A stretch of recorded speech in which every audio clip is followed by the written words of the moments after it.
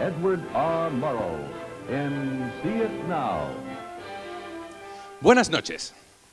La primera convención sobre los derechos de la mujer en Estados Unidos se celebró en el año 1848, en un condado de Nueva York llamado Seneca Falls. Su famosa declaración marca el origen del movimiento feminista en nuestro país. Un documento que reivindica los derechos de la mujer a una mejor educación, a gozar de iguales oportunidades de empleo con igual retribución económica, y a votar, y a ser elegidas para cargos políticos. En la última sesión de esta asamblea, la feminista Lucretia Mott subrayó que la rapidez y el éxito de nuestra causa dependerían del celo y de los esfuerzos tanto de los hombres como de las mujeres para derribar el monopolio de los púlpitos y conseguir una participación equitativa de la mujer en los diferentes oficios, profesiones y negocios. En Estados Unidos, el feminismo se consolidó gracias, por una parte, a los movimientos protestantes y, por otra, a las tesis abolicionistas. En efecto, el fervor religioso obligó a la alfabetización de las mujeres, que debían saber leer para poder hacer una interpretación personal de la Biblia. Un compromiso que se extendió a la educación superior, permitiendo su acceso a la universidad. El abolicionismo, por su parte, contribuyó a que las mujeres tomaran conciencia de su situación, análoga a la de los esclavos sin derechos. Aún así, ellas no consiguieron el derecho a voto hasta 1920, más de 7 décadas después, cuando fue recogido en nuestra Constitución. El norte de los Estados Unidos, donde nació la astrónoma Henrietta Swan Leavitt en el siglo XIX, fue siempre protestante y abolicionista, un contexto favorable para potenciar su intelecto y el de otras mujeres que tuvieron un papel importante en la historia de la astronomía, no siempre bien reconocido.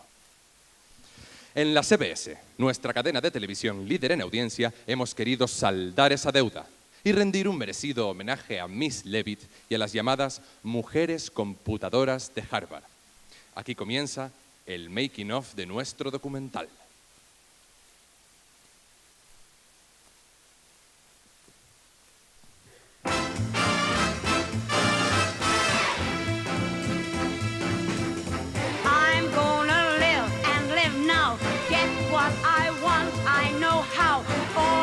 The law will allow one roll for the whole shebang, one throw that bell will go clang. Though I'm alone, I'm a gang. Eye on the target and wham! One shot, one gunshot and bam! Hey, world, here I am.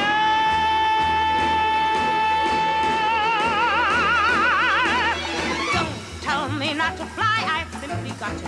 If someone takes a spill, it's me and not you.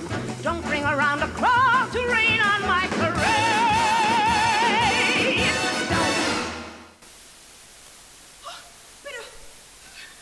Pero, ¿qué estoy haciendo? Si yo nunca hubiese bailado canciones de Shirley Bassey, aunque reconozco que me gustan, ella no había nacido aún cuando me visitó la muerte aquella noche de 1921. En mi juventud, al margen de los cantos espirituales de los negros y de la música popular, solo se oía en Estados Unidos a los grandes compositores del romanticismo, la música del viejo continente.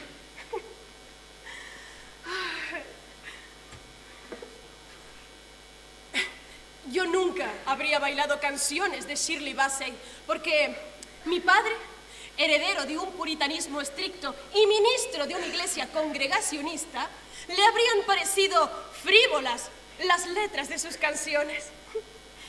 Y definitivamente, yo nunca habría bailado canciones de Shirley Bassey.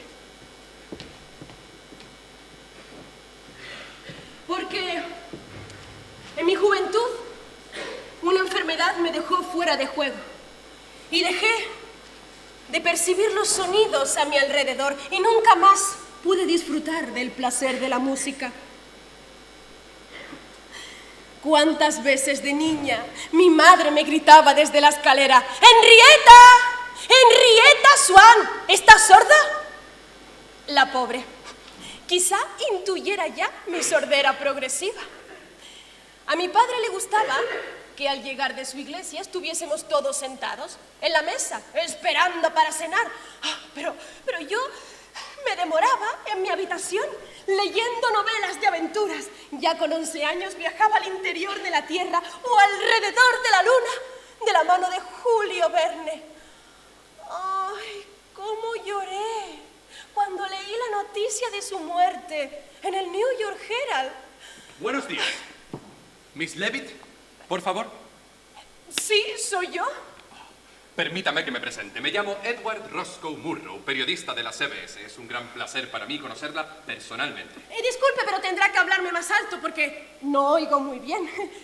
Periodista, me ha dicho. Sí, Edward Murrow, periodista de la CBS. No sé si sabrá, Miss Levitt, que la CBS va a producir un documental sobre su vida y su trabajo en astronomía. ¿Le importaría que le grabara una entrevista en vídeo? No, pero no hace falta que me grite. Disculpe. Nunca me han hecho una entrevista, ¿sabe? Y menos para un canal de televisión. No había televisión en mi época, ¿sabe usted? Muy bien. Miss Levitt, por favor, siéntese en la silla mirando hacia la cámara. Sí. Me temo que esta entrevista nos llevará varias sesiones. ¿Le parece que empecemos hoy? Hoy.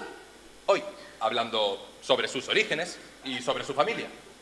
Sí, pues de acuerdo. Mire a la cámara, Miss Levitt. Muy bien. Usted es americana, del norte de Estados Unidos, ¿no es así? Sí, nací en Lancaster, en Massachusetts, muy cerca de Boston y de Nueva York. Pero por favor, Miss Levitt, dígaselo a la cámara. Disculpe. Nací en Lancaster, Massachusetts, muy cerca de Boston y de Nueva York. Allí, los puritanos ingleses construyeron su primera iglesia. Tengo entendido que estas iglesias se autogobiernan y eligen a sus propios ministros, ¿no es así? Así es. Y mi padre fue uno de sus pastores, lo que condicionó mi educación y mi entorno. Corríjame si me equivoco. Usted nació en el año 1868. Efectivamente, un 4 de julio, el famoso día de la independencia de los Estados Unidos, el día que se conmemora el nacimiento de la nación. Nací cuando la guerra de secesión había concluido. La guerra que enfrentó a abolicionistas y esclavistas, a norte y sur. Sí, pero el país todavía curaba a sus heridos y lloraba a sus muertos. ¡Ay, qué terribles son las guerras! Y qué absurdas, Miss Levitt. ¿Sabe que Estados Unidos tuvo un presidente negro? Sí, parece mentira después de tanta violencia e intolerancia. Y llegaremos a tener una mujer presidenta. Sí, así sea. Pero síganos hablando de su vida, Miss Levitt. Mi padre era el reverendo George Roswell Levitt. Y mi madre, Henrietta Swan Kendrick. Fui la mayor de 7 hermanos. Como clase media alta vivíamos con cierta holgura en Cambridge. No éramos poderosos, ¿no? Pero sí una familia culta y muy respetada. A mitad de los años 80 a mi padre le ofrecieron una iglesia en Cleveland y nos mudamos allí. ¿Y qué supuso ese cambio en su vida? Pues una suerte. Si bien no era frecuente que las mujeres de la época accediéramos a estudios superiores, yo pude ingresar en la Universidad de Oberlin. Oberlin fue la primera universidad de Estados Unidos en admitir a estudiantes afroamericanos y a mujeres. Sí, primero hice el preparatorio y luego la universidad. Y qué ironía de la vida, estudié música en el conservatorio, aunque luego perdí el oído. Después nos trasladamos a Cambridge. Allí me admitieron en la Sociedad para la Instrucción Universitaria de Mujeres. Ahora conocida como Universidad de Radcliffe, la vertiente femenina de la Universidad de Harvard, que solo admitía hombres. Sí. Y con 20 años estudié humanidades, lenguas clásicas e idiomas modernos. Entonces no estudió astronomía. No, Mr. Murrow, no había mucha oferta científica en Radcliffe en aquella época. Mi pasión por el universo surgió en el 4º año, cuando me apunté a las clases de astronomía que se impartían en el Observatorio Universitario de Harvard. Pocos días de cumplir los 24, me licencié en letras y me presenté voluntaria en el observatorio para unirme a una decena de mujeres que habían sido contratadas por su director, Edward Charles Pickering. ¿Y cuál fue el primer trabajo que hizo en el observatorio de Harvard, Miss Levitt?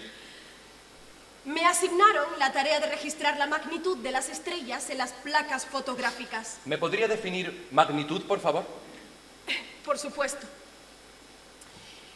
En astronomía utilizamos el término magnitud para describir el brillo de una estrella. Para los griegos, las estrellas más brillantes eran de magnitud 1 y las menos brillantes de magnitud 6. Es decir, que a mayor valor en la escala, menor brillo. Sí, en la magnitud 6 es donde se encuentra precisamente el límite del ojo humano.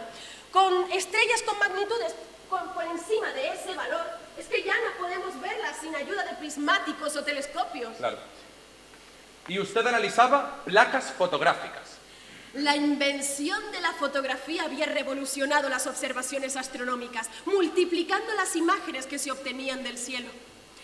Las placas fotográficas eran grandes negativos de vidrio, de 30 por 40 centímetros, con imágenes de estrellas en negro sobre un fondo blanco grisáceo. Yo, utilizando un ocular, comparaba la medida de las estrellas con las de aquellas cuya magnitud ya se conocían. En el observatorio también analizaba las estrellas que cambiaban su brillo, comparando placas de la misma estrella tomadas en diferentes intervalos de tiempo. Otras compañeras analizaban el color, deduciendo del mismo la composición química y la temperatura. ¡Qué trabajo más interesante! Gracias. Aunque no siempre gozó de buena salud. Creo que por esa época estuvo usted muy enferma. ¿Me podría decir la causa, Miss Levy? No hay mucha información acerca de esta etapa de su vida. Porque se mantuvo cierto secretismo. Padecí meningitis, una enfermedad muy contagiosa en la época.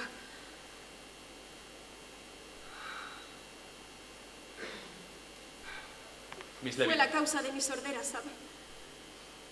Un momento. Por favor, ¿se puede sentar en la silla mirando hacia la cámara? Gracias a Dios no me causó daños cerebrales, ¿sabe? También se sabe que usted viajó por Europa y durante 2 años. Pero se desconoce dónde estuvo y con quién. Es usted muy curioso, Mr. Murrow. Sí, hice varios viajes a Europa, huyendo de los fríos inviernos de Cambridge. Mis lugares favoritos eran Italia y el sur de Francia. Ay, es tan importante viajar y conocer otras culturas. Pero mi pasión por la astronomía me hizo volver a Cambridge. Creo que por esa época el país estaba en guerra con España, debido al hundimiento del Maine en La Habana. Sí, y a mi padre le designaron ministro de otra iglesia en Beloit y de nuevo nos trasladamos. Beloit está cerca de los Grandes Lagos y de Chicago. Creo que su familia le retuvo allí por otros 2 años más. Mr. Murrow, para mí la familia era lo primero. Además, volví a caer enferma. Pero usted no era feliz allí, Miss Levy. No. Fui profesora ayudante de letras en la universidad de esa ciudad y reconozco que no fue muy satisfactorio. Echaba de menos la astronomía. Así que con 32 años escribí a Pickering, disculpándome por tanto tiempo de silencio. Le explicaba que había vuelto a caer enferma, que mis ojos se habían visto afectados, pero que me estaba recuperando. Me preocupaba haber dejado pendiente trabajo allí en Harvard y... Miss Levy, ¿se encuentra bien? ¿Quiere que lo dejemos para otro momento? No. Yo le advertía de mi sordera, que iba en aumento. Mi otorrino me había prohibido cualquier exposición al frío y en Beloit era muy frecuente estar a 10 grados bajo cero. Yo solo quería que Mr. Pickering me aconsejara un lugar con mejor clima para dar mis clases en invierno. Y 3 días después recibí su respuesta. Me ofrecía un trabajo a tiempo completo que yo acepté de inmediato. Pero, Mr. Murrow, ¿le importa si continuamos con esta entrevista en otro momento? Por supuesto, Miss Levitt. Muchas gracias por su amabilidad. Si lo desea, lo dejamos en este punto. Vuelvo mañana, dejo la cámara aquí y continuamos conversando. De acuerdo. Muchas gracias. Buenas noches. Hasta mañana.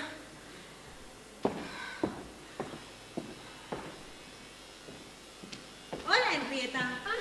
Hola, Annie. Vengo a devolverte el libro que me prestaste de Jane Austen, Orgullo y Prejuicio. ¿Y te ha gustado?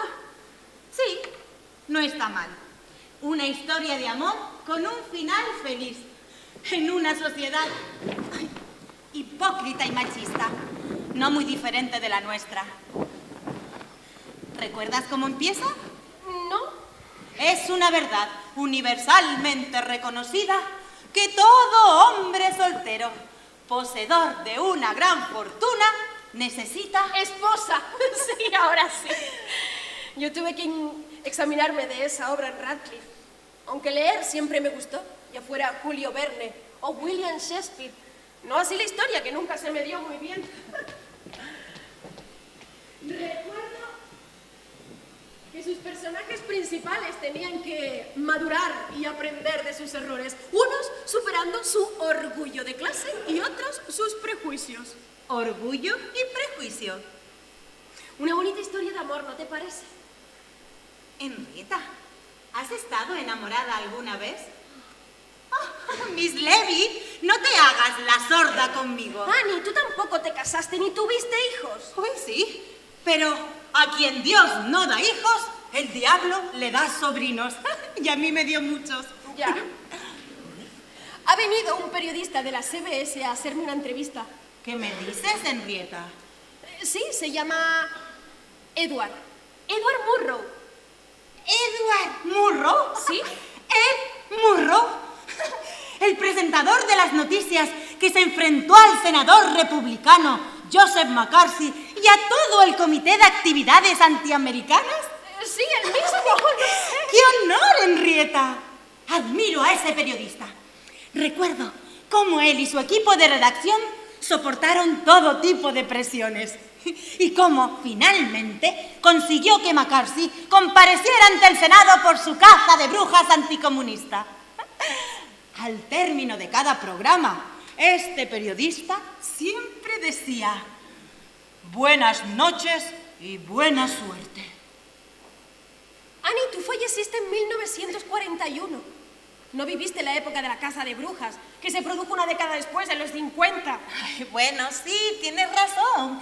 Pero llegué a ver muchos programas de la CBS y oí hablar de ese periodista.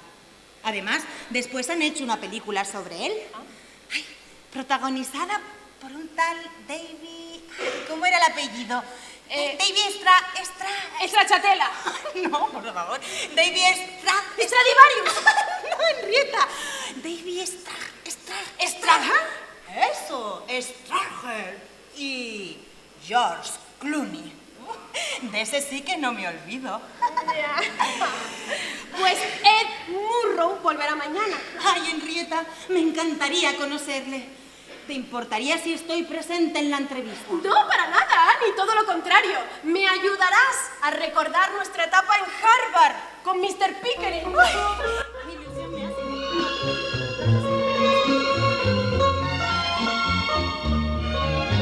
Dommage, dommage, our love was once exciting. Now it's just a game we play. Too bad, but nothing lasts forever. All at once we lost our way. Hello, goodbye, and suddenly it's over, and there's nothing we can do. Dommage, dommage.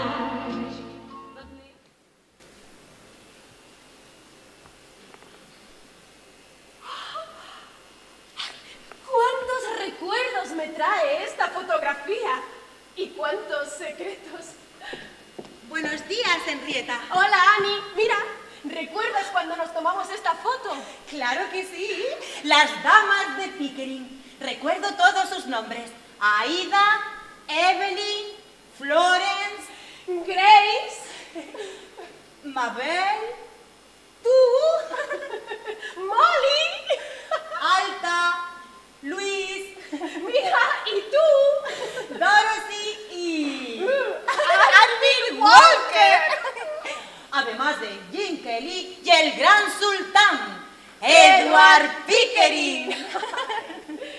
Yo creo que tenía 48 años y ya, mírame, el pelo completamente blanco. Y yo también, Henrietta. Pero mira esta otra que guardé en mi álbum. Es de 5 años antes.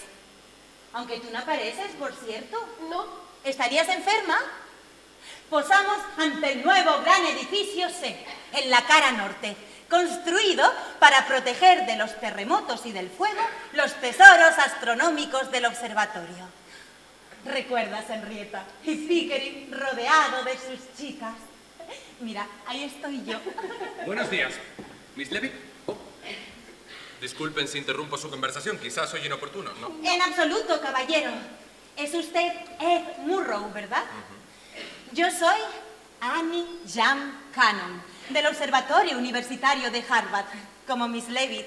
Es un placer conocerle. El placer es mío, Miss Cannon. He oído hablar mucho de usted y de su taxonomía de las estrellas. Uy, pero por favor, siéntese. Ya me contará lo que sabe de mí, ¿eh? ¿Sirvo un poco de agua? gracias, Annie. Gracias. Pues usted dirá, Mr. Murrow. Bien. En nuestra cita anterior nos quedamos en la oferta de trabajo que le hizo Mr. Pickering a usted. Uy, hablábamos de él precisamente cuando usted entró por la puerta. Como le decía ayer, el día que recibí la oferta de Mr. Pickering fue el más feliz de mi vida. Le contesté 3 días después y me mudé a Cambridge. Al principio solo podía trabajar 4 horas diarias. Todavía me sentía débil y no quería forzar demasiado la vista, pero sabía que había tomado la decisión correcta. Y nos alegró mucho el anuncio de su llegada. Henrietta se llevaba muy bien con todas nosotras. Y tenemos unas fotos de la época que le podrían interesar. ¿Sabe, Mr. Murrow, que en broma nos conocían como el harén de Pickering? Bueno, una expresión un tanto despectiva. Aunque quizá apropiada, pues harén en árabe significa lugar prohibido. Nuestro jefe, al contratarnos, nos permitió acceder a un lugar reservado solo a los hombres, como las hetairas griegas. Un papel interesante el de aquellas prostitutas de alto nivel que participaban en las discusiones filosóficas de la aristocracia griega.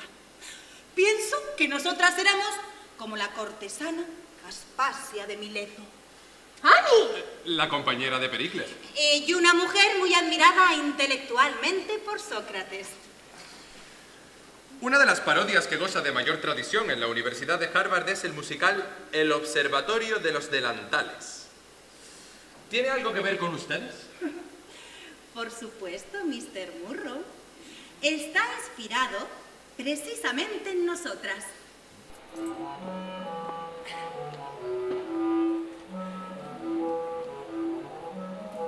We were from Martinland, from computing is our duty. We are faithful and polite, and our record books are beauty. We create and question it, and this we never had all day. We have subtract, multiply, and divide, and we never have time to play. No, no, no, no, we never play. No, no, no, no, we never play.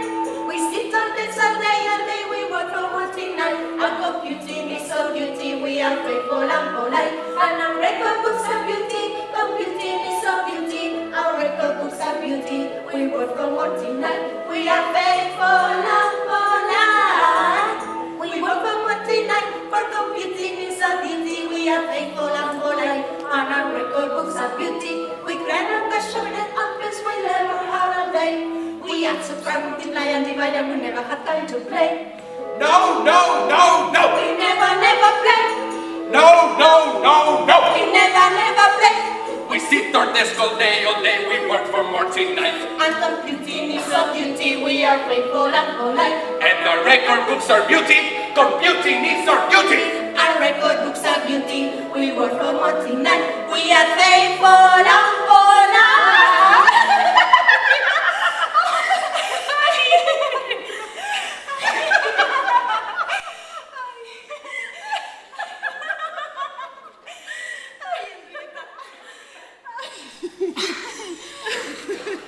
Cuando se estrenó, tú ya no estabas con nosotras. En el musical actuaban astrónomas del observatorio que se parodiaban a sí mismas. Trabajaban bajo la dirección de Harlow Shapley. un hombre muy joven y atractivo, además de un gran astrónomo, aunque supo aprovecharse muy bien de los descubrimientos de las demás. Antes que nosotras, las voluntarias eran siempre familiares de los hombres de Harvard.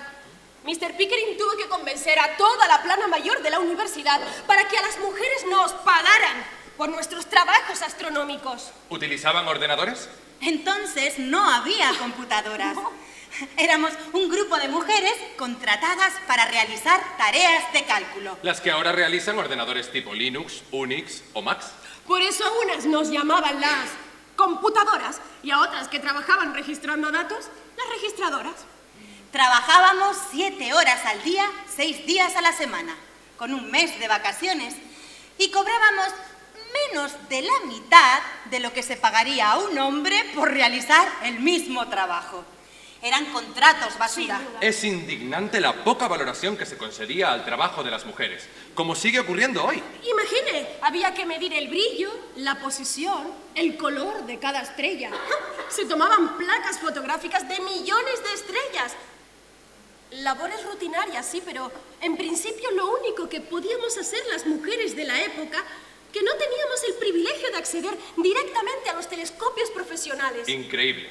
Henrietta, empezaste a trabajar en Harvard sin cobrar ni un centavo. ¿Cómo? Disponía de mis propios medios. Y cuando Pickering la contrató como asistente 9 años después, le ofreció un salario de solo 30 centavos la hora. Un sueldo miserable, Miss Aunque Davis. fueron 5 centavos más que el resto, dada la calidad de su trabajo. Pero para mí era suficiente, Annie.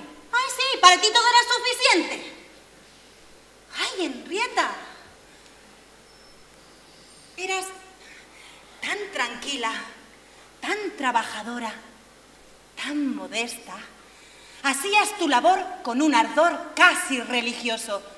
No protestabas nunca, lo que sí hicieron otras. Antonia Mauri tuvo que marcharse. Es que nuestro jefe solo quería mujeres sumisas. Solo cuando él murió, Antonia pudo regresar a Harvard. Mire, Mr. Murrow, ganábamos al mes solo $42. Por eso éramos tan rentables. Nos explotaban y bien. El director del observatorio de Yale, William Elkin, afirmaba que prefería contratar mujeres porque aceptaban salarios más bajos que a los hombres y porque además eran más adecuadas para las labores rutinarias. Claro, es que las propias mujeres contribuimos a ese prejuicio. La gran María Mitchell, la primera mujer astrónoma de Estados Unidos, decía: el ojo que dirige la aguja en los delicados menesteres del bordado sirve también para bisectar una estrella. Annie, sabes que no estábamos en esto por dinero. Y que gracias a Mr. Pickering llegamos a conocer mejor que nuestros colegas masculinos de la época la naturaleza del cosmos. ¿Había rivalidad profesional entre ustedes? ¿Entre las computadoras de Harvard? Yo diría que no, Mr. Murrow. Hubo mujeres que realmente destacaron, ¿verdad, Annie? Empezando por la escocesa, Mina Fleming. Mina. Ella fue la conservadora del archivo de fotografías astronómicas de Harvard. El primer cargo institucional que se le otorgaba a una mujer en esa universidad. Cuando Mina falleció, Annie la sucedió en el cargo. Una historia fascinante la de Mina. Estando embarazada, su marido la abandonó. Tuvo que buscarse la vida para sacar adelante a su hijo. Entonces empezó a trabajar como empleada de hogar en la casa de Pickering. ¿Pero no tenía conocimientos de física ni de matemáticas? Había sido maestra y era muy inteligente. Nuestro jefe, que estaba descontento con su ayudante masculino, declaró: mi criada podría desempeñar mejor su trabajo. Y así fue como Pickering le ofreció a Mina un empleo temporal en el observatorio para hacer tareas rutinarias y algunos cálculos matemáticos. Y gracias a su eficiencia, Mina pronto pasó a ser miembro permanente del personal de investigación y estuvo a cargo de decenas de mujeres a las que dirigía con férrea disciplina. Atención, Mr. Murrow, mire esta foto. Henrietta es la tercera por la izquierda. Mina, la criada, es la que está en el centro, de pie, controlando. Y yo soy la última de la derecha. Éramos tan cándidas. Una imagen muy victoriana, ¿no cree?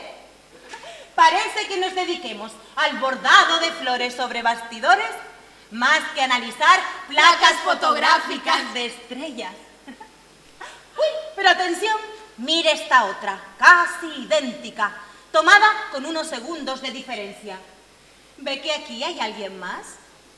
Detrás de Henrietta está supervisándonos Edward Pickering, nuestro mentor. Yo he visto esta foto recientemente.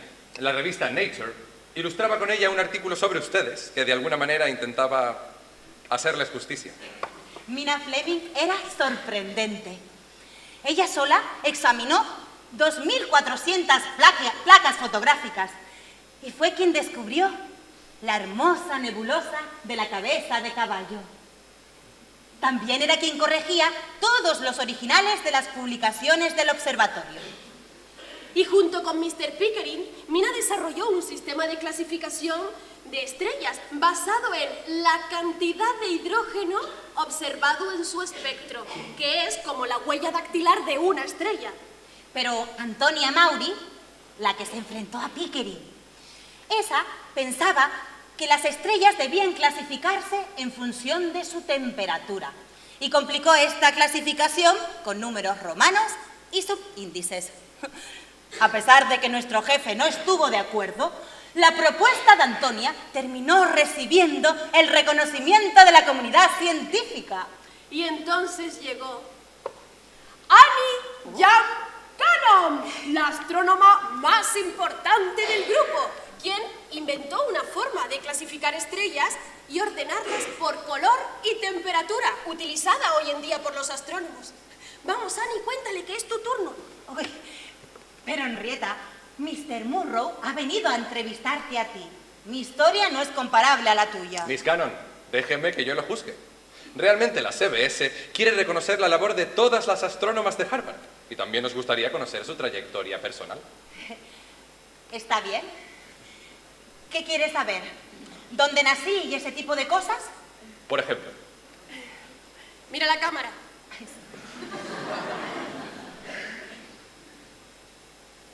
¿Acción? acción. Yo soy de Dover.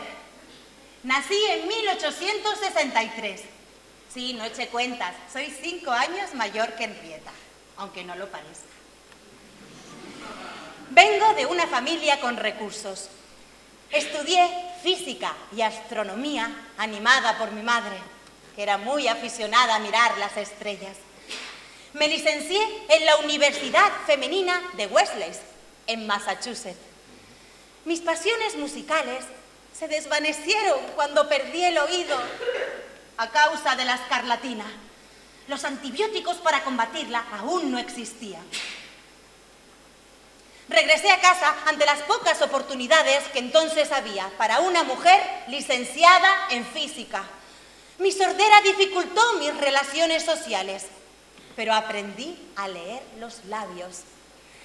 Cuando tenía 29 años, hice un viaje por Europa para fotografiar el eclipse de sol. Incluso estuve en España e hice fotografías de la mezquita de Córdoba. ¡Qué bonita! A mi regreso, me matriculé en Radcliffe para seguir los estudios de astronomía que impartía Pickering y poder acceder así al observatorio. Me contrató 2 años después. Y ahí se conocieron ustedes dos. Annie estudió las estrellas más brillantes del hemisferio sur, del que apenas habían hecho observaciones astronómicas. Las imágenes eran tomadas desde la estación de Carmen Alto, en Arequipa, al sur de Perú. Allí se había establecido un observatorio dependiente de Harvard para acceder al cielo austral. Simplifiqué la clasificación de Mina Fleming y Antonia Maury. El resultado, una secuencia de clases espectrales denominadas con las letras O, B, A, F, G, K, M, O, B, A, F, G, K, M. ¿Les suenan? Hizo coincidir esas letras con las iniciales de la popular frase Oh, be a fine girl, kiss me. ¿Qué significa, oh, sé una buena chica y bésame? Realmente curioso, tratándose de un esquema desarrollado por una mujer feminista. Es que yo era muy atrevida para la época y me gustaba provocar. Fui una famosa activista por los derechos de la mujer. Y gracias a Annie, un astrónomo danés llamado Egnar Herbrug diseñó el famoso diagrama de evolución estelar, que relaciona luminosidad absoluta de las estrellas con su color. Annie, tú superaste a las demás computadoras. Trabajabas a la velocidad de la luz. En 4 años clasificaste 5.000 estrellas por mes, casi 250.000 de estrellas. Lo que nadie, hombre o mujer, había hecho nunca. Recuerdo tu método. Primero examinabas la placa fotográfica y luego dabas en voz alta una letra para cada espectro estelar. O, B, B, F, F, G, G, K. y estas eran registradas por una ayudante en su cuaderno. Y en 1922, la Unión Astronómica Internacional reconoció oficial su sistema, Annie, para la clasificación espectral de las estrellas. En la revista Time aparecí como la empadronadora del cielo. Del cielo, Annie. Aparte de ustedes dos, ¿cuántas mujeres astrónomas había en Harvard? Mire, Mr. Murrow, Pickering llegó a contratar a unas 80 mujeres.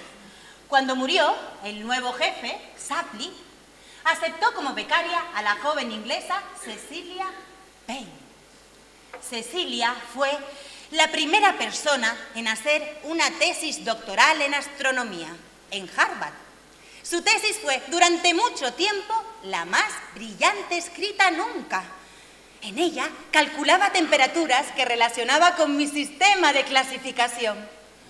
Fue un placer trabajar con ella. Cecilia sugirió además que las estrellas estaban compuestas en un 99% por hidrógeno y helio, los elementos más abundantes del universo. Yo creo que he llegado al fin, ¿eh? ¿No? Sí, he hablado demasiado, Henrietta. Les dejo para que puedan continuar con la entrevista. Pero, Vuelvo Annie. mañana. Adiós, Mr. Murrow. Buenas noches, Miss Cannon. Adiós, Annie.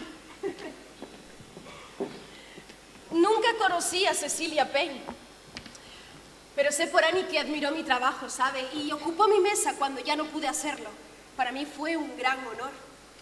Miss Leavitt, vamos a cambiar el plano. Póngase detrás de esa silla mirando hacia la cámara, por favor.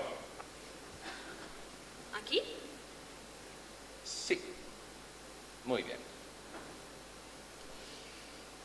Hábleme ahora, Miss Leavitt, de Henry Draper. ¿Médico o astrónomo? Efectivamente, Henry Draper era médico, además de un gran astrónomo aficionado. Una profesión y una afición que le venían de herencia, porque su padre también era médico y fue quien en 1840 hizo el primer daguerrotipo de la luna. Mire. Wow. Una imagen extraordinaria para la época. Henry Draper fue un pionero en la astrofotografía, el primero en fotografiar la nebulosa de Orión y en tomar el espectro de una estrella de Vega en la constelación de la Lira, gracias a su telescopio reflector de 71 centímetros que él mismo había fabricado. Qué envidia le daría hoy el gran telescopio Canarias y los proyectos de supertelescopios. Supongo que habrá oído hablar de ellos, ¿no? ¿Quién no ha oído hablar de esos telescopios? Creo que el gran telescopio Canarias, con un espejo primario de más de 10 metros de diámetro, está funcionando en la isla de La Palma. Muy diferente al gran refractor de Harvard, de tan solo 38 centímetros, pero hoy en día una pieza de museo. Aunque vio su primera luz en 1847, fue el más grande de los Estados Unidos y uno de los más potentes del mundo. Se construyó tras el paso del cometa de marzo y el interés por la astronomía fue tal que por suscripción popular se obtuvieron los fondos necesarios para financiar este telescopio. Los bostonianos no podían quedarse atrás en la carrera astronómica. Pero, Miss Leavitt, Ha dicho que por suscripción popular. Eso es crowdfunding, ¿no? Sí, es que se pudo construir gracias a las aportaciones voluntarias de los ciudadanos. Pero, volviendo a Henry Draper, cuénteme por qué se la relaciona a usted y a las demás astrónomas de Harvard con él. Verá, cuando este astrónomo falleció, su viuda donó $400.000 al Observatorio Universitario de Harvard para financiar el catálogo de espectros estelares que él había iniciado y que llevaría su nombre. Henry Draper, Sí. efectivamente. Incluso creo que llegó a recomendar que se contratara mujeres para ello, ¿sabe? Y había tanto que hacer. Y es aquí cuando entra en escena Edward Charles Pickering, como director del observatorio y del proyecto. Hábleme de él. Usted debió conocerlo muy bien. Bueno, Mr. Murrow, nunca se conoce bien a las personas. Pero cuénteme, Miss Levitt. ¿Usted le admiraba como astrónomo? Por supuesto, Mr. Murrow. Mr. Pickering era brillante. Fue profesor de matemáticas en la Escuela Científica de Lawrence y de física en el Instituto Tecnológico de Massachusetts. Además, fundó el primer laboratorio de Estados Unidos para la enseñanza de la física y por algo fue, durante 42 años, el director del Observatorio de Harvard. Sí. Pero también dicen que siendo físico, sin experiencia, como astrónomo profesional, no tenía el perfil más adecuado para dirigir un observatorio. Y que quizá logró este cargo gracias a su matrimonio con la hija del presidente de la universidad. Creo sinceramente, Mr. Murrow, que el nombramiento de Mr. Pickering fue una decisión más que acertada. ¿Sabe? Antes que él, la astronomía era una mera extensión de la filosofía. La nueva astronomía que empezaba a desarrollarse en nuestra época necesitaba de los métodos de la física para entender la estructura de las estrellas y su evolución. Él fue un pionero en la astrofotografía y en la espectroscopía estelar. Inventó el fotómetro meridiano y con él midió la magnitud de 1,5 millones de estrellas. No sin ayuda de sus mujeres Él computadoras. estaba detrás de todo nuestro trabajo en Harvard. Además, Annie y él publicaron juntos los 9 volúmenes del catálogo Henry Draper, que cuenta hoy con más de 400.000 objetos astronómicos. Miss Levitt lo de... Mr. Murrow, déjeme terminar. Disculpe. Mr. Pickering le abrió las puertas de la astronomía a las mujeres. Bien. Pero, Miss Levitt, discúlpeme la indiscreción, pero al margen de su relación profesional con Mr. Pickering, ¿mantuvo usted una relación más íntima con él?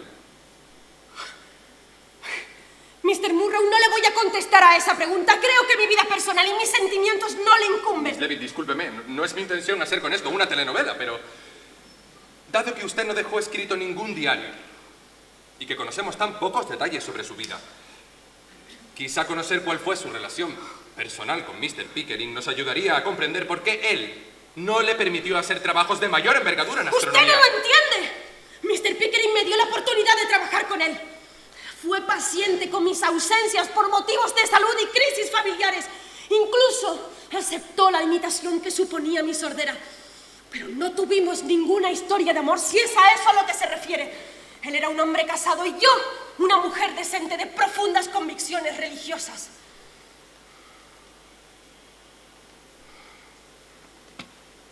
Creo que no ha sido acertada mi pregunta. Es momento de marcharme. No obstante, espero que, a pesar de mi torpeza, me pueda recibir mañana y podamos continuar conversando.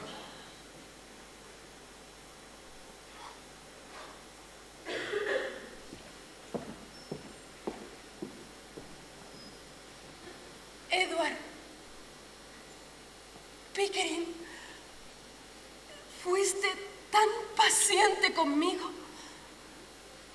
Durante mis 30 años en Harvard, me ausenté en muchas ocasiones. A veces esas ausencias duraban años, pero tú siempre estabas esperándome. Quizá lo hicieras de forma interesada, como dicen, pero te estoy tan agradecida.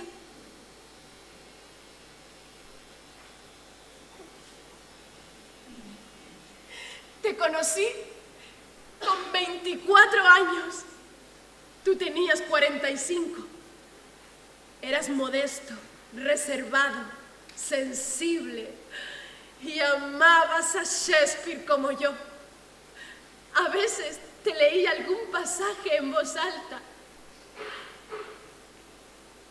Pero poco a poco dejé de oír tu voz. Mi sordera avanzaba. Advertía tu presencia detrás de mí cuando subías a supervisar nuestro trabajo.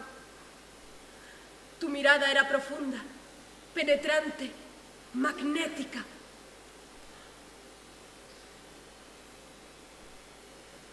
Edward, eras todo un caballero.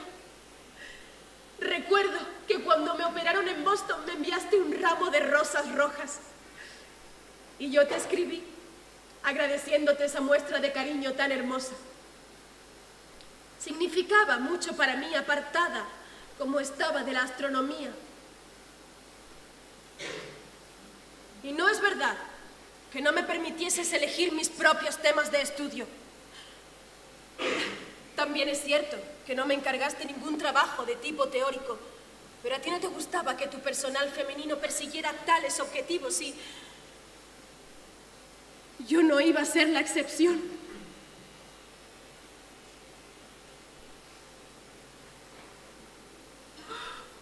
Fui tan feliz trabajando para ti, sobre todo estando cerca de ti.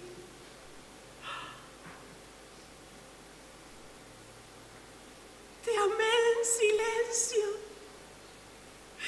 Incluso albergué alguna esperanza cuando murió Lizzie, tu mujer, con quien no tuviste hijos. Pero el tiempo pasó y cuando falleciste de neumonía, algo de mí se fue contigo. De hecho, solo te sobreviví 2 años.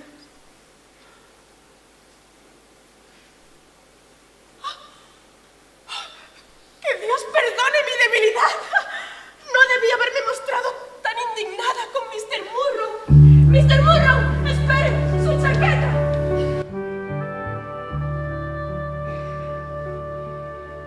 Isn't it rich? Are we a pair? Me here at last on the ground, and you in midair, sending the clowns.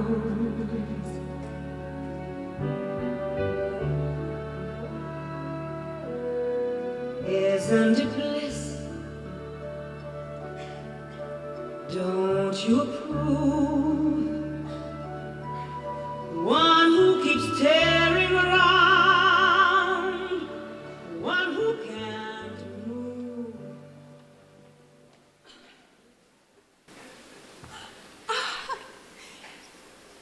Ya se ha hecho de noche. ¿Y cuántas estrellas pueden verse desde aquí? Nunca había visto tantas en el cielo. Buenas noches, Miss Levitt. Buenas noches, Mr. Murrow. Me dieron su nota. Gracias por recibirme después de todo. Mire, qué cielo nocturno tan espléndido. Tengo entendido que Canarias tiene uno de los mejores cielos del mundo y que una ley lo protege de la contaminación lumínica. Lamentablemente, en las grandes ciudades las estrellas están desapareciendo. ¿Sabe a qué distancia se encuentran todos esos puntos luminosos? Mis conocimientos de ciencia y de astronomía en general, Miss Levitt, son muy limitados. Y no me siento muy orgulloso por ello. Creo que todo el mundo debería tener más formación científica para poder entender la naturaleza y el mundo que nos rodea. Todas las estrellas no están en el mismo plano, ¿no? Aunque las hayamos parcelado en constelaciones. Miss Levitt, ¿cómo podemos saber a qué distancia se encuentran las estrellas? ¿Y qué es el método de la paralaje? ¿De la paralaje? La paralaje. Hace ya 2000 años, los griegos estimaron la distancia media a la que se encontraba la Luna. observando el paso de nuestro satélite en un eclipse de sol, intuyeron que la Luna debía estar más próxima a la Tierra que nuestra estrella.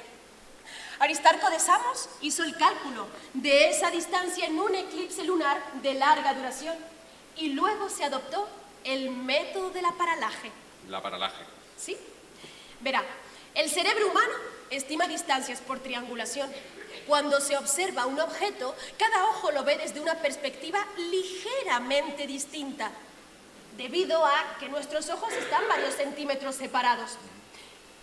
Mr. Murrow, haga una prueba conmigo. Si todos y todas levantamos un dedo y abrimos y cerramos los ojos alternativamente, la posición aparente del dedo cambia. Ajá. Pues conociendo la distancia entre nuestros ojos, podemos calcular la longitud del brazo, midiendo el ángulo formado por el ojo derecho, el dedo que hemos tomado como referencia, y el ojo izquierdo. Esto es la paralaje, palabra griega que significa cambios, y nos referimos al movimiento aparente de una estrella en el cielo provocado por una variación en la posición del observador. ¿Y ese método sirve para estrellas y galaxias? No, solamente es aplicable para estrellas relativamente próximas. Para estrellas más lejanas, los ángulos de paralaje se vuelven cada vez más pequeños e imperceptibles. Para objetos muy lejanos, ¡Ay! los astrónomos tuvieron que recurrir al método basado en las cefeidas que Henrietta propuso. Fue un gran descubrimiento. Te echaba de menos, y no exageres. Buenas noches, Miss Cannon. Le aseguro que no exagero, Mr. Murrow, cuando digo que Henrietta resolvió un problema que bloqueaba el avance en astronomía.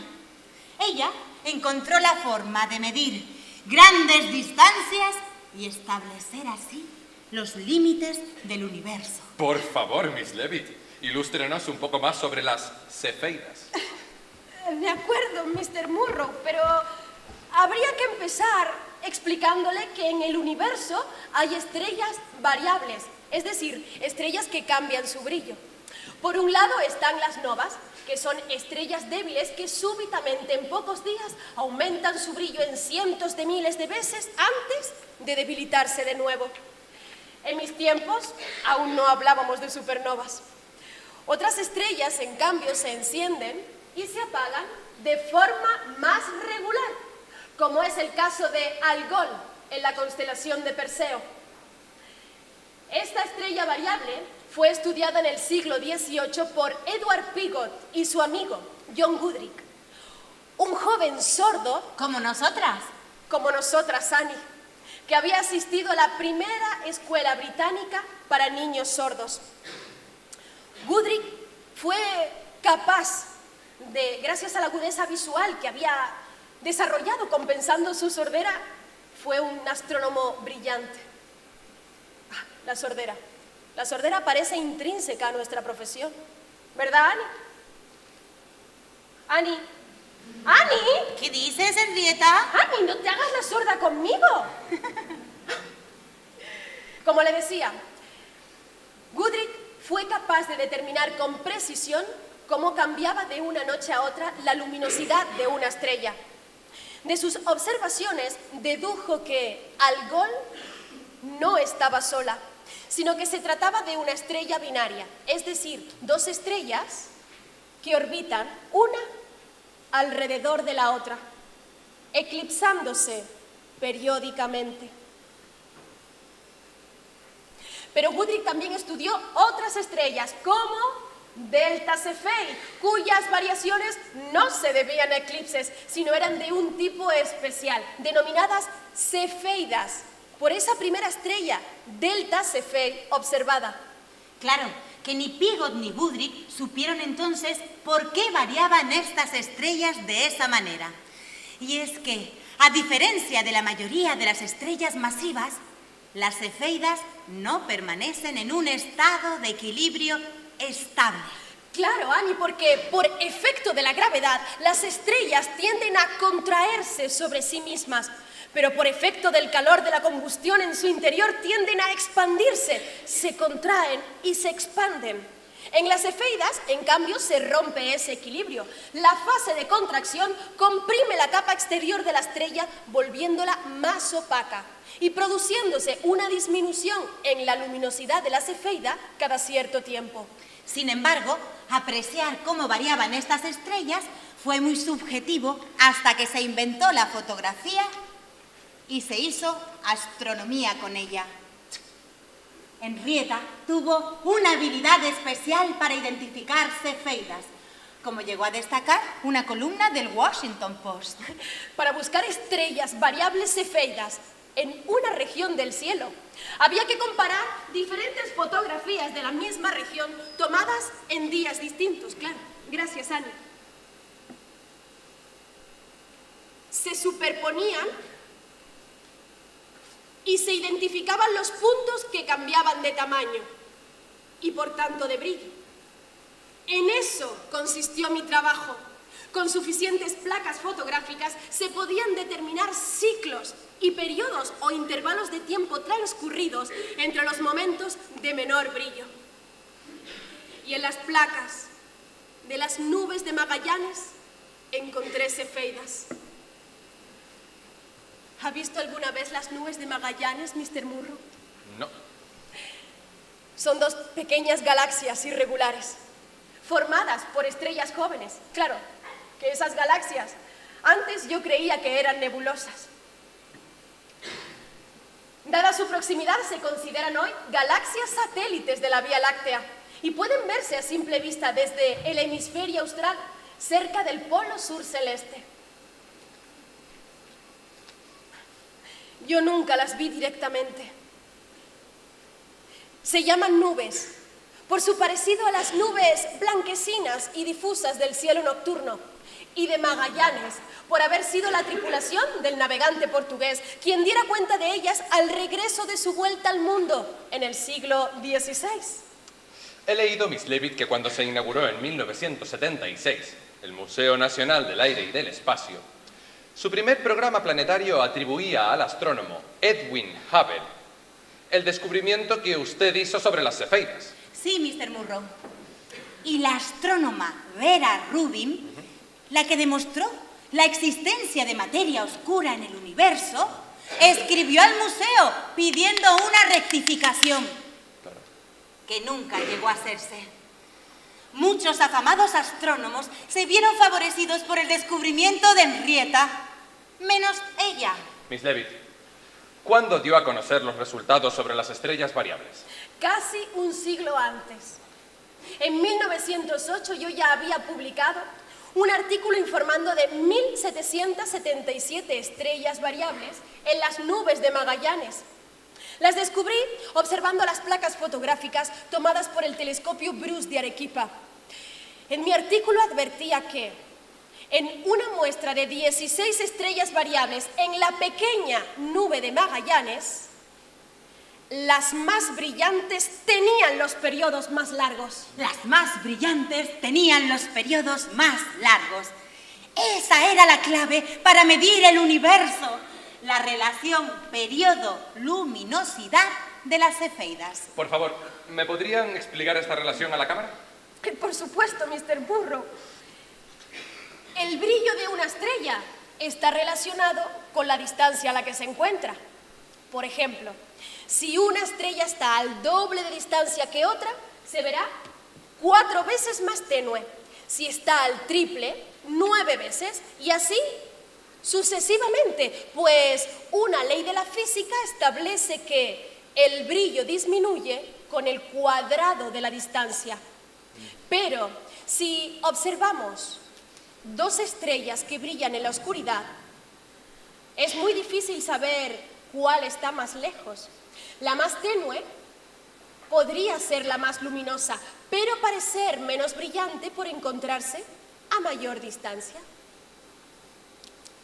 Yo comparé las magnitudes y los periodos con los que variaban distintas cefeidas en las nubes de Magallanes y encontré que había una relación proporcional entre el periodo de la estrella y su brillo. Las más luminosas tenían los periodos más largos. Así pude establecer una escala de distancias relativas. Por eso Henrietta llamó a las cefeidas candelas tipo, Sí. porque eran estrellas de referencia. El problema es que esta escala solo proporciona eso, distancias relativas. Es decir, que tal estrella está X veces más lejos que tal otra. Para establecer distancias reales, había que calibrar esa relación y bastaba con medir por triangulación la distancia a una cefeida cercana. De esa distancia se podrían deducir las demás. Así es. Nunca entenderé por qué Pickering y tú no calibrasteis esas estrellas, dejando que el logro se le apuntara a Hertzsprung, justo tras conocer tu trabajo durante su visita a Harvard. Entonces, Miss Leavitt, ya en 1908, usted habló de esa relación.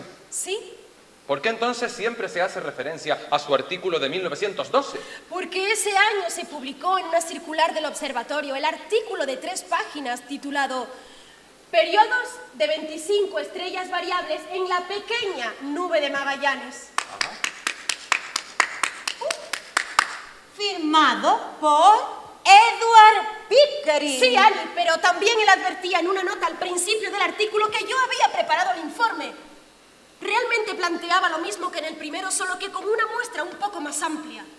También debe saber, Mr. Munro, que Henrietta fue hospitalizada tras el primer artículo y que tuvo varias recaídas posteriormente. Por eso me enviaron a Beloit con mis padres. Pero Mr. Pickering estaba muy interesado en medir con precisión la magnitud de 96 estrellas cerca de la estrella polar, que es también una estrella variable, y quería que yo hiciera esas mediciones. Así que me envió las placas fotográficas tomadas por el nuevo telescopio de 1,5 metros de Mount Wilson y trabajé desde casa. Por esa época falleció mi padre. Regresé a Cambridge y 2 años más tarde me volvieron a operar del estómago pero yo seguí trabajando en la secuencia polar norte. Finalmente mi método fue adoptado por el Comité Internacional de Magnitudes Fotográficas y elaboré un buen artículo. Yo estaba muy orgullosa de mi publicación. Por menos daban doctorados en astronomía. Sí, Henrietta, te volcaste en el trabajo de la secuencia, que no digo que no fuera valioso, pero abandonaste el campo que conocías mejor que nadie. Pickering no te dejó que prosiguieras investigando en las cefeidas, y nunca entenderé por qué. Si fue por celos profesionales o porque no supo dimensionar bien tu descubrimiento. Ya sabes que él cometió algunos errores científicos, como el de atribuir las manchas de la luna a enjambres de insectos en su migración estacional. Wow. Mr. Munro, Edward Pickering fue muy respetuoso con todas nosotras, pero se equivocó con Henrietta, aunque ella siempre le defenderá. Cecilia Payne y su marido dijeron que Pickering la degradó. ¡Eso no es verdad! Sí, Henrietta, encargándote tareas de menor importancia. Por eso te eclipsaron. Ay, cariño, primero fue Harlow Shapley, quien se sirvió de tus resultados para descubrir que la Vía Láctea era mucho más grande de lo que se creía hasta entonces y que la posición del Sol en la misma no era en absoluto una posición especial. Y tú aún vivías. Luego, Hubble, quien utilizó tus cefeidas para descubrir que había otras galaxias más allá de la nuestra. Hasta entonces ignorábamos el tamaño y la composición del universo. Después, Hubble descubrió su expansión y dio una primera aproximación a su tamaño, siempre basándose en el trabajo de Henrietta, que fue la primera persona en proponer una forma viable de medir el universo a gran escala. El universo universo. Y dada la trascendencia de sus descubrimientos, la Unión Astronómica Internacional reconoció su gran servicio a la astronomía y su labor pionera en un campo de investigación realmente difícil. Pero Miss Leavitt, hábleme ahora de sus últimos años. ¿Siguió trabajando en el observatorio de Harvard? Sí, Mr. Murrow. Recuerdo el año en que se firmó el Tratado de Versalles, poniendo fin a la Primera Guerra Mundial. Ese año, mi madre y yo nos mudamos a un piso en Cambridge, más cerca del observatorio. Una gran ventaja para mí, ¿sabe? Pero entonces me diagnosticaron un cáncer de estómago de avance rápido e irreversible. El 6 de noviembre de 1921, como apunté en mi diario, le llevé a Susenas de Boston. Henrietta estaba en cama, muy enferma, y el mal tiempo parecía anunciar su muerte. La tormenta de hielo del Día de Acción de Gracias fue la peor que recuerdo, con árboles y postes eléctricos caídos, pegajosa aguanieve cubriendo las calles. En el observatorio nos quedamos sin luz. A finales de año ya estabas consumida. No podía mirarte sin conmoverme. El 12 de diciembre, un lunes, te fuiste para siempre. Y yo anoté en mi diario la hora de tu partida. Las 10:30 de la noche.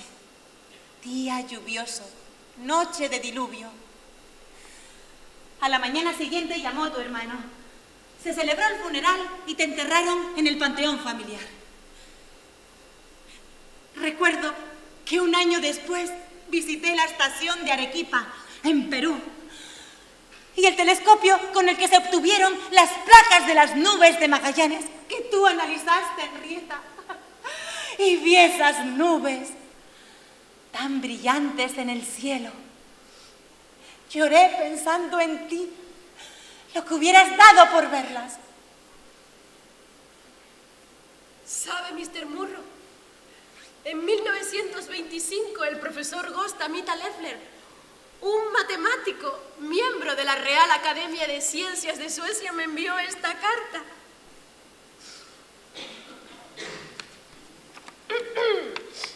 Honorable Miss Leavitt, mi amigo y colega, el profesor von Seipel de Uppsala, me ha hablado de su admirable descubrimiento de la ley empírica que relaciona periodo y luminosidad en las variables cefeidas de la pequeña nube de Magallanes, lo que me ha impresionado tan profundamente que pienso nominarla para el Premio Nobel de Física de 1926.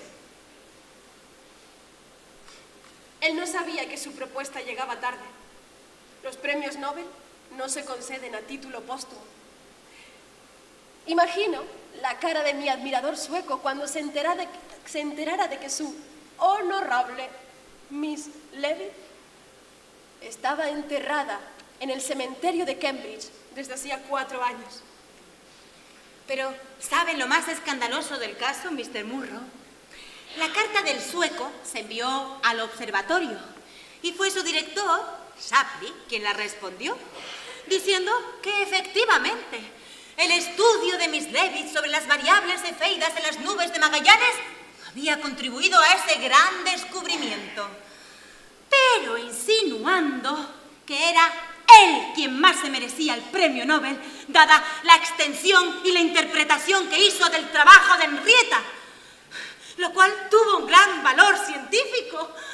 Pero él, que estuvo escribiendo insistentemente a Pickering, pidiéndole sin éxito los últimos datos de Henrietta sobre las estrellas variables, el ego masculino, una vez más, a él sí le valoraron su trabajo.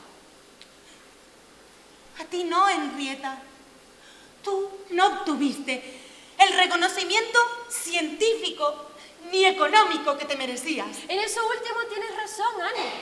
De hecho, poco pude dejarle a mi madre en mi testamento. todo lo que puede verse sobre este escenario. Tampoco necesité mucho más. Mi estantería, con mis amados libros, valorada en $5. Mi escritorio y 2 mesas como esa de $5 cada una. 3 sillas, que suman $4 en total. ¡Ay, mi cama! Con su cabecero y 2 colchones de $25 y una cómoda de 10. Esa alfombra, que no es persa, de 45, y esa otra, de 20. Y mi atril, de $1. Me lo regaló Edward. También pude dejarle a mi madre pequeñas cantidades en bonos. Ese era todo mi patrimonio. $314.91.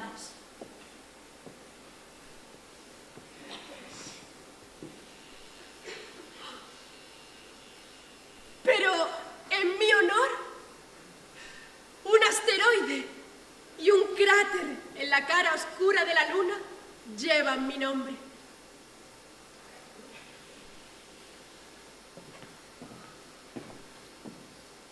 Ya ves, Henrietta, poco más de $300 en definitiva. Después de más de 30 años dedicada a la astronomía, a contar estrellas, a medir distancias.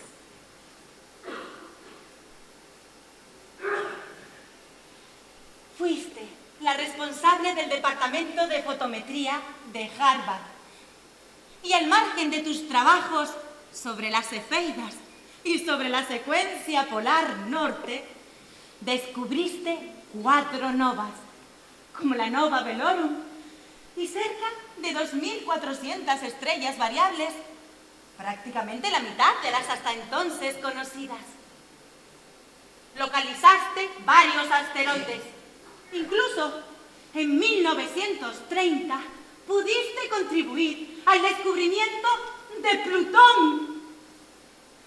Pero a pesar de tu total entrega, de la que otros se beneficiaron, en vida no pasaste de la categoría de ayudante. Yo, en cambio, tuve más suerte que tú.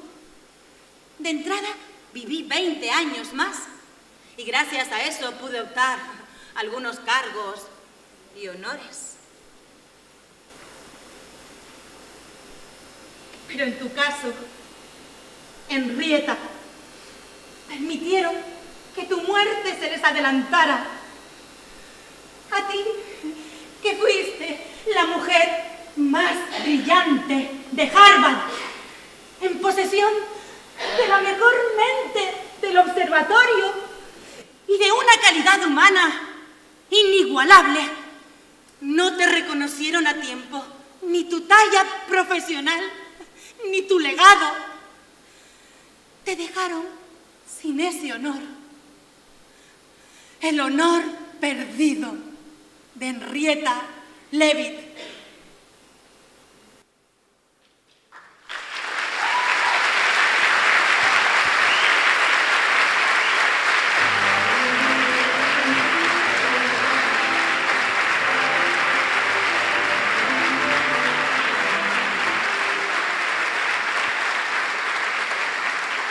Y este ha sido el homenaje que la CBS ha querido hacer a la astrónoma americana Henrietta Swan Leavitt, Miss Leavitt, quien hubiera recibido el Premio Nobel de Física de 1926 de no haber muerto demasiado pronto.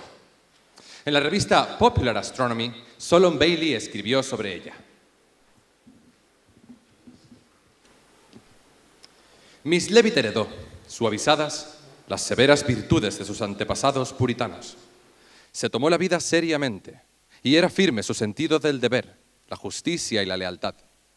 Era una persona muy unida a su círculo familiar, muy generosa y atenta con sus amigos, incondicionalmente leal a sus principios y profundamente sincera en su apego a su religión y a su iglesia. Tenía la gran virtud de saber apreciar lo más valioso y digno de elogio que había en los demás. Y tenía un temperamento tan optimista que, para ella, todo en la vida era hermoso y lleno de significado. Y este ha querido ser también un homenaje igualmente a Annie Jam Cannon y a las otras mujeres computadoras de Harvard, notables astrónomas todas ellas. Y cómo no, este ha querido ser también un homenaje a todas esas mujeres en la historia de la humanidad cuya contribución a la astronomía y a la ciencia no fue reconocida en su época como se merecían. ¿Y de quién es la culpa? Casio tenía razón. La culpa, querido Bruto, no es de nuestras estrellas, sino de nosotros mismos. A todas esas mujeres que fueron eclipsadas en un mundo de hombres, gracias por sostener, como dice un proverbio chino, gracias por sostener la mitad del cielo. Buenas noches y buena suerte.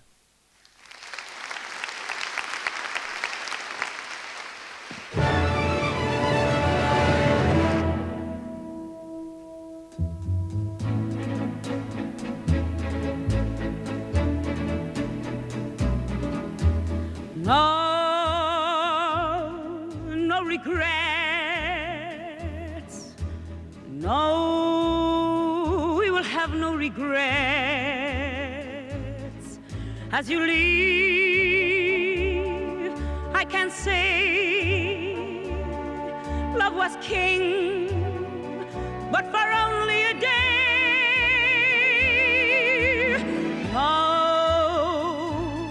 No regrets. No, let there be no regrets. Why explain? Why delay? Don't go away. Simply call it a day.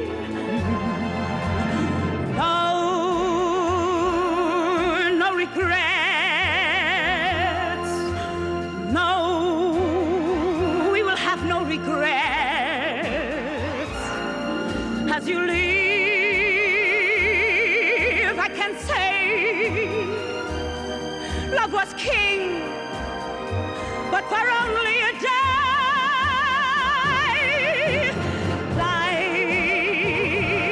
Life still goes on.